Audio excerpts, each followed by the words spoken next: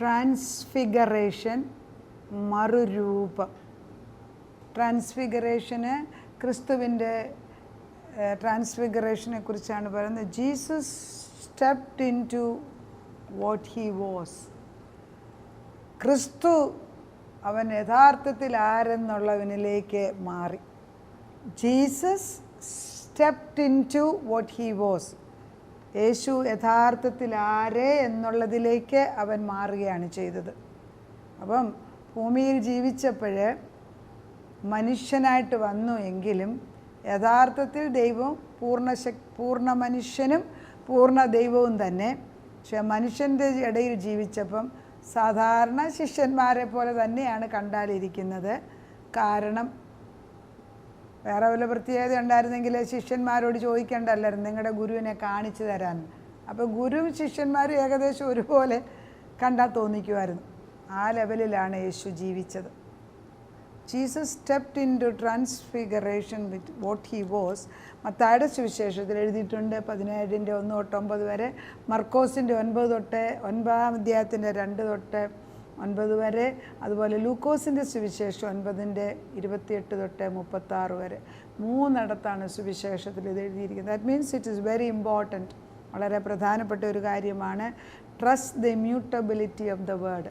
3 പ്രാവശ്യം യേശുവിൻ്റെ ട്രാൻസ്ഫിഗറേഷനെ കുറിച്ച് അല്ലെ മറുരൂപത്തെക്കുറിച്ച് പറയണമെങ്കിൽ ദാറ്റ് ഈസ് വെരി ഇമ്പോർട്ടൻറ്റ്, വളരെ പ്രധാനപ്പെട്ട. ഇപ്പം എപ്പോഴും നമുക്കൊരാളോട് സ്നേഹമുണ്ട് എങ്കിൽ നമ്മൾ പുറമെ ഒത്തിരി കാണിക്കുമെങ്കിലും എൻ്റെ ഉള്ളിൻ്റെ ഉള്ളിൽ ആരാ ഞാനെന്ന് മനസ്സിലാക്കിക്കാനാണ് ഏറ്റവും വലിയ ആഗ്രഹം. അതുകൊണ്ടാണ് ഈ ആദ്യം സ്നേഹിക്കുന്നുണ്ട് ഭാര്യ ഭർത്താക്കന്മാർ, ബോയ് ഫ്രണ്ടും ഗേൾ ഫ്രണ്ടും ഒത്തിരി കാര്യം ഇങ്ങനെ പറഞ്ഞുകൊണ്ടിരിക്കുകയാണ്. വി ആർ റിയലി അവർ not sure of what we are. അപ്പോൾ നമ്മൾ കാണുന്നതും കാണാത്തതും എല്ലാം വിളിച്ച് പറഞ്ഞുകൊണ്ടിരിക്കും.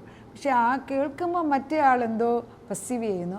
കുറച്ച് കഴിയുമ്പോൾ അങ്ങോട്ടും ഇങ്ങോട്ടും പെർസീവ് ചെയ്ത് കഴിയുമ്പോൾ അവർക്ക് ഇഷ്ടം വരും. കാരണം the inner personality of the person comes out.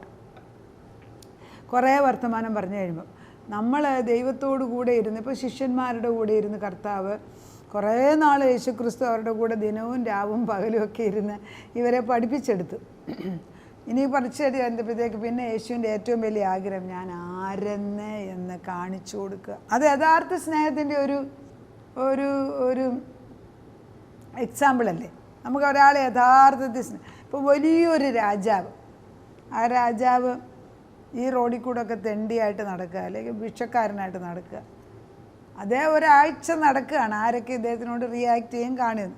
പക്ഷെ ഒരാൾ അവരെ മനസ്സിലാക്കിയെങ്കിൽ കുറച്ച് കഴിയുമ്പോൾ രാജാവിൻ്റെ ഏറ്റവും വലിയ ആഗ്രഹം എന്തുവാ, ഞാൻ യഥാർത്ഥത്തിൽ ഈ ദേശത്തെ രാജാവാണെന്ന് കാണിച്ചിട്ട് അയാൾക്ക് പ്രതിഫലം കൊടുക്കുകയാണ്, ഒരാളുടെ സ്വഭാവം മനസ്സിലാക്കിയിട്ട്.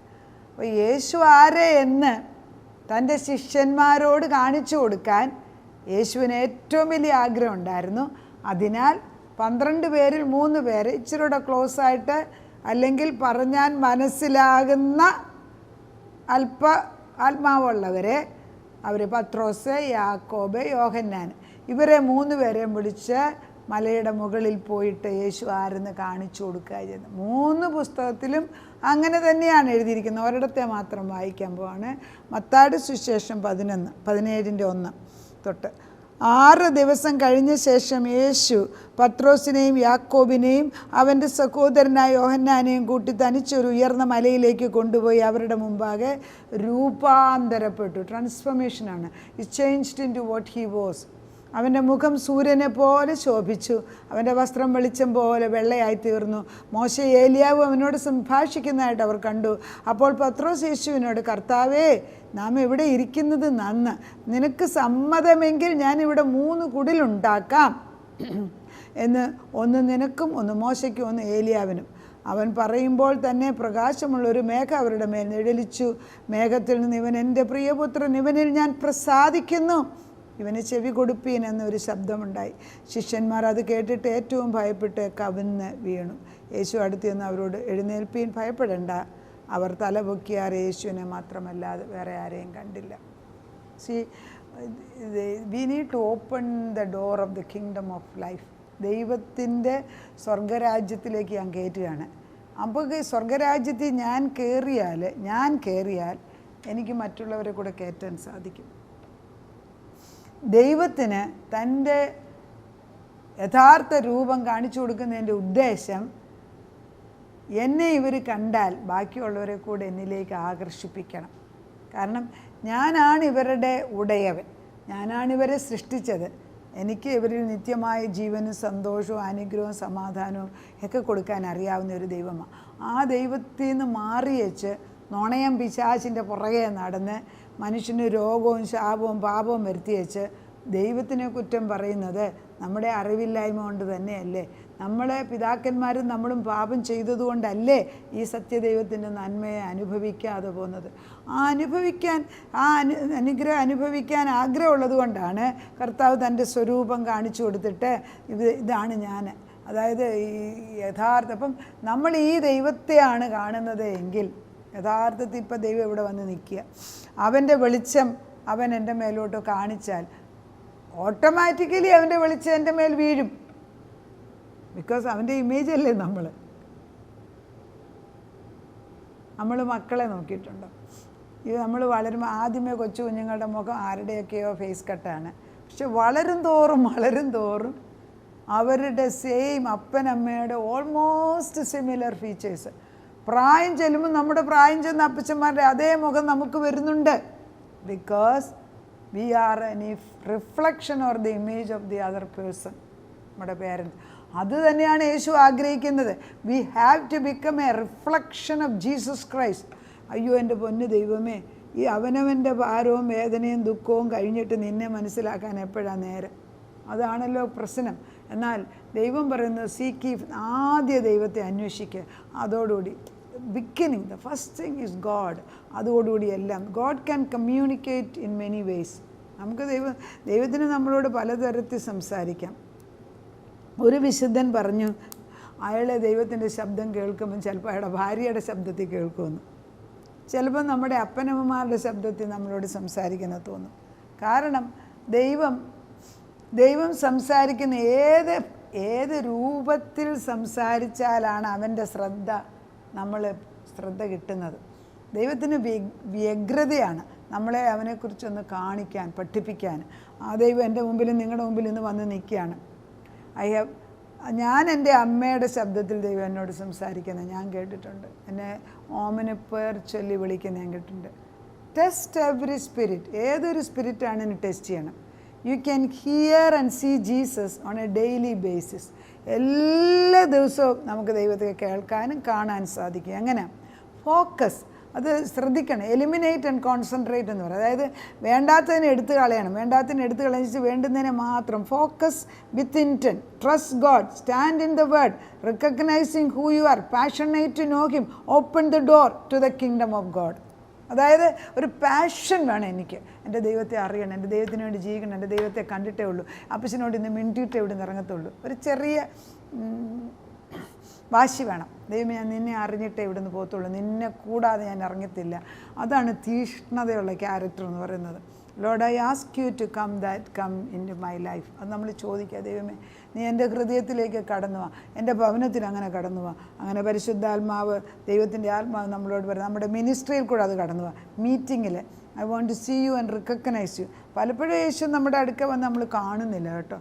ചിലപ്പോൾ ഒരു വ്യക്തിയുടെ രൂപത്തിലായിരിക്കാം, ചിലപ്പോൾ ചില സാഹചര്യങ്ങളിൽ അവൻ്റെ സാന്നിധ്യമായിരിക്കാം. പക്ഷേ തീർത്തും ആത്മാവുള്ളവർക്കത് കാണാൻ സാധിക്കും. അപ്പോഴാണ് നമ്മൾ അറിയാതെ കിടുകിടാന്ന് ചിരിക്കുന്നത്.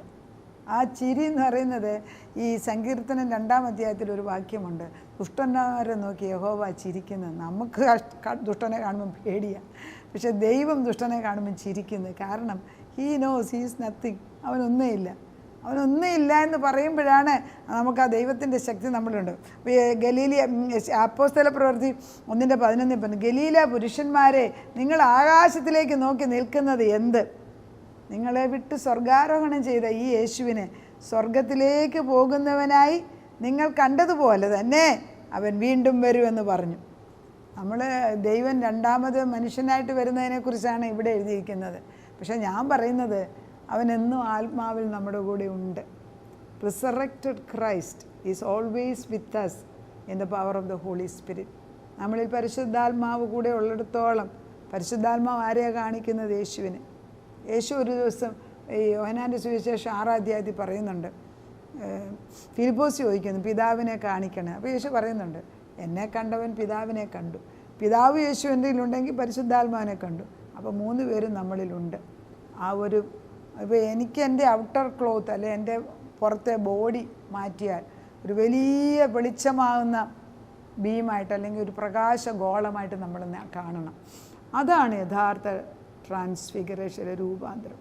അത് സ്വർഗത്തിൽ ചെന്നിട്ട് നേടാനല്ല, ഇവിടെ വെച്ച് ഭൂമിയിൽ വെച്ച് വി ക്യാൻ ഡൂ ദാറ്റ്. ദൈവം അതിനെ അനുഗ്രഹിക്കട്ടെ. നമ്മളെ ഓരോരുത്തരെ കാണും. ഞാൻ പള്ളിയിൽ ചെല്ലുമ്പോഴൊക്കെ ചില പിള്ളേർ എൻ്റെ എനിക്ക് ഓടി വരും.